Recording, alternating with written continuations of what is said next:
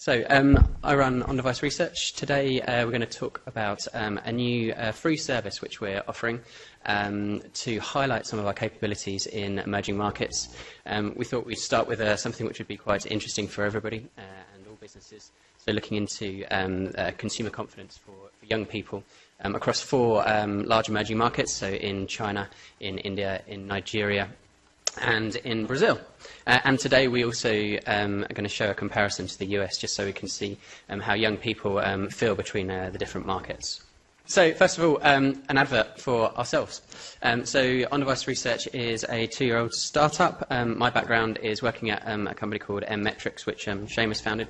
Previously he was talking in the last room a little while ago.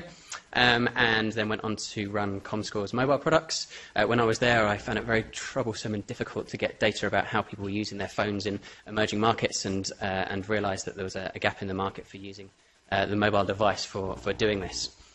So over the course of the last 2 years, we've done about 1.4 million surveys in 53 countries, ranging from kind of the Angolas and Lebanons of this world to the more established markets such as China, India, and we also provide a sample and panel in developed markets as well. It's just that I'm not highlighting that too much today, so do quite a lot of work in Western Europe and US. We bill ourselves very much as a panel company for mobile research, which is actually quite different from a panel company for online. We help people build panels, be that getting people to download research applications onto people's phones, or getting them to take surveys using our technology. So what do we provide? Basically what we provide is a mobile survey technology that works just as well on low-end 2G smartphones. We have done quite a lot of work analysing all of the data that we have collected, and actually the very nice results that came out show that somebody who's got a 2G Nokia device in India is just as likely to complete a survey as somebody who has a 3G device in the US. What we then went on to do is work out how we could gain access to respondents. And so we needed to find pools of people who are prepared to take surveys, and we didn't really want to use an online method to do this, because then we'd be defeating the whole object of the mobile methodology, and we'd be missing out on getting the mobile-only people, which is kind of the whole point of of emerging markets mobile research. And so what we did is we developed a network of mobile publishers, and so the way that mobile advertising networks work is they monetize audiences through services that people use on their mobile devices, and place adverts into it and make money that way. What we do is something fairly similar, but we monetize these audiences through opinions and research rather than through advertising. And the final part of our offering is, we've kind of been doing this for a little while now, is sort of know how to do mobile research and make sure that our clients get a good result out of it. And so we offer best practice guides. So we've got a little stand over there where we provide a booklet onto how to write a mobile survey, how to make sure that you get good results out of it, and make sure that people don't drop out too much. And so we work with quite a few different people. The advert's done in a minute, don't worry. We've worked with about 4 of the top 10 research companies, along with a host of other boutique and mid-sized research companies, along with a load of technology providers as well in the mobile sector. We automatically identify the phone that somebody uses when they take one of our surveys, which is quite interesting for the likes of Microsoft or Nokia or BlackBerry or Mozilla or whoever that may be. Okay, so why are we focusing on young people's confidence in growth markets? So the reason why we're using the term growth markets is we kind of feel that quite a lot of these countries have emerged, and so if you're the second biggest economy in the world, it's I think you kind of got there. I think Goldman Sachs actually termed it growth markets a few months ago, and it's something which we very much want to run with. And so the reason why we're focusing on this is primarily to highlight that mobile research in emerging markets is very much possible, very much doable, and very much affordable as well. So just last week, one of our clients came up to us and says, I want to do a study in 4 BRIC countries, and I've only got $100,000. Can you help me? And we're like, yeah, I think we can. And so hopefully collecting this data and doing it each month will highlight to our potential clients and provide some interesting data about the way that people think in emerging markets. So, first of all, let's just set the scene for this. This is some data about the growth in the economies of the 4 markets or the 5 markets that we're covering and the UK, which I really wanted to highlight today, just to show that the difference in growth, and also to show that really these emerging markets haven't really suffered the recession which we did in Western markets, and that's really reflected in the data which I'm going to show you today. Also, the thing which is really quite interesting is that there's an article in The Economist this week which shows how the US economy has rebounded or is starting to rebound from the crisis. And one of the things that has happened over the last 4 or 5 years or so is that America's trade deficit has gone from about 6% of GDP down to 4% of GDP, which isn't a massive change, but it's a significant change, and it's really showing that America is moving from a kind of consumer-led economy very much more to more of an outward-looking way at looking at the world and trade with other businesses, with other countries, sorry, I should say.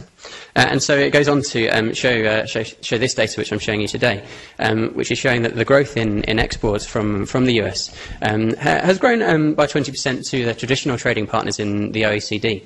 But actually, the vast majority of the growth is really coming from these growth markets, from China, from Latin America, far more than what is happening from the traditional trading partners of the US.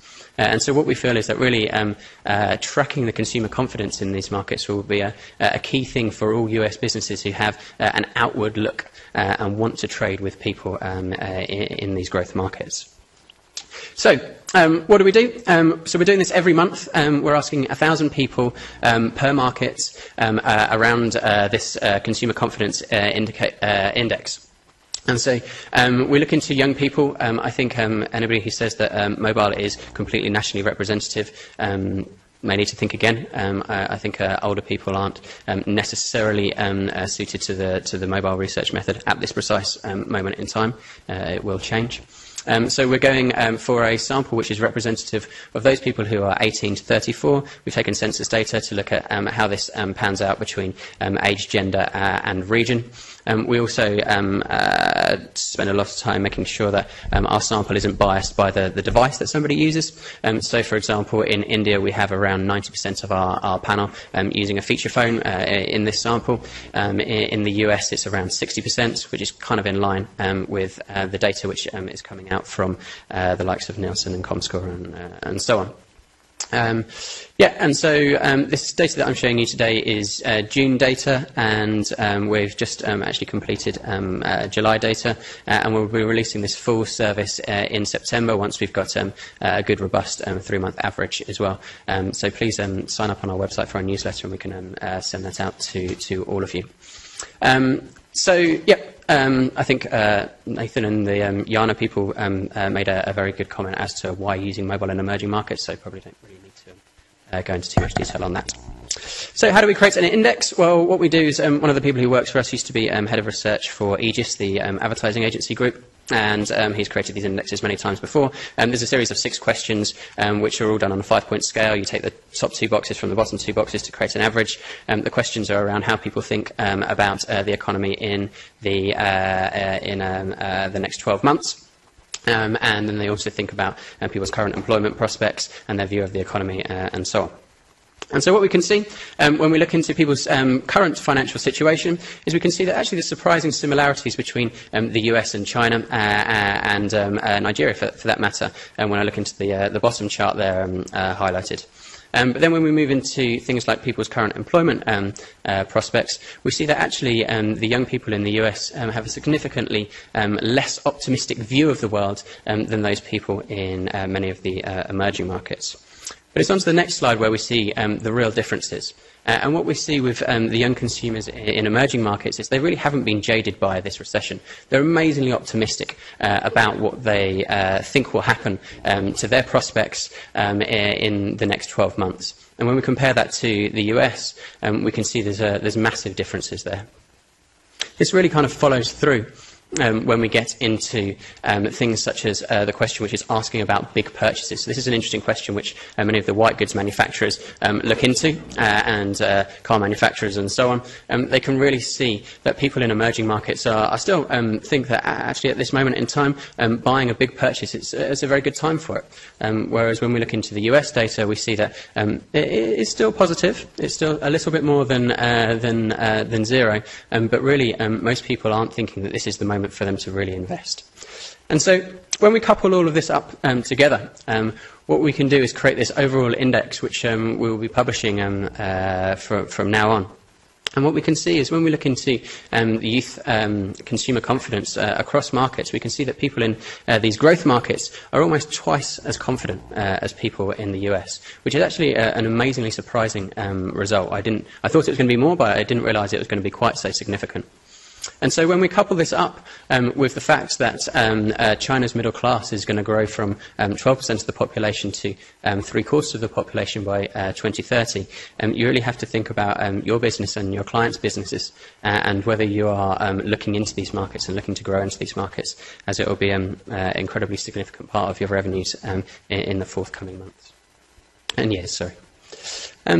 So we also ask, this question we ask a lot about stuff about mobile, and so even though there are very big differences between markets, one thing which stays constant is that the mobile phone is incredibly important to everybody. Those in Nigeria, with 95% of them saying that it's a very important thing to them. So, thank you very much. Nigeria seemed like it had sort of quite a strange profile there in low confidence in the economy, but they wanted to spend all their money. Yeah, I mean, Nigeria is amazing.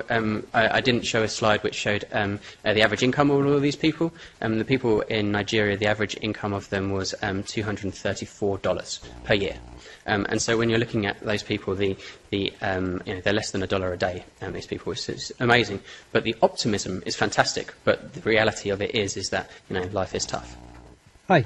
I was thinking how often would you refresh the survey? Because what would happen to me, right now, in the moment, it would tell a U.S.-based company to export to these countries. However, as that happens, ostensibly they might create better jobs here in the U.S., and then the U.S. consumers in that age group would feel better about things. So the shift would start happening, but how do you know when? In other words, what are you doing to keep up with that? Yeah, so we're going to run this every month. We'll release 3-month average data, so we'll be using sample sizes of like 3,000 people, which will be pretty robust. I think the thing which will be really interesting to track over time is that actually, because of the euro crisis and so on, I think we're probably going to see that confidence, or the economies of these emerging markets will probably wane. I mean, shock horror, China only grew at 7.6%, I think, last year, which just came out, rather than 15%. And I think these things will be really interesting to track over time as maybe their economies start to flatten a bit and the US increases. Hi, Greg Peterson, Market Strategies. I'm just curious what kind of instrument you're using to collect data with smartphone owners. I mean, not smartphone owners, feature phone owners. But was it all one sort of instrument? Was it? Yeah, so our survey product works on. They all have to be web-enabled devices. If they're not web-enabled, then we can't get through to them. So we need to be very honest that we're not getting like the real base of the pyramid. But it works on 2G devices, on kind of crappy networks in India and wherever. And so, it's exactly the same. Sorry, I didn't kind of highlight this because I skipped through it. We've got our own self-service survey product, which enables you to create a survey, and it automatically formats to any of these devices. The survey product is completely free. If anybody wants to use it, we make money from the sample. And so you can just go onto our website, sign up, and use the survey product, and hopefully you'll be kind of nice to us and go through to a little piece of our technology, which is called the audience pricing, and you can go on there and take a look at how much it would cost to get some survey sample from you, from us. Hi, Beth Reno, P&G. So my question is, when you ask those 6 questions, do you ever ask a follow-up question? So is now the time to make a big purchase? You might say yes, but so next month, is now the time to make a big purchase? And did you make a big purchase last month? Or Yeah, so this is kind of the index that we've got is it's actually been used previously in other places. It's kind of a standard way to be able to understand consumer confidence.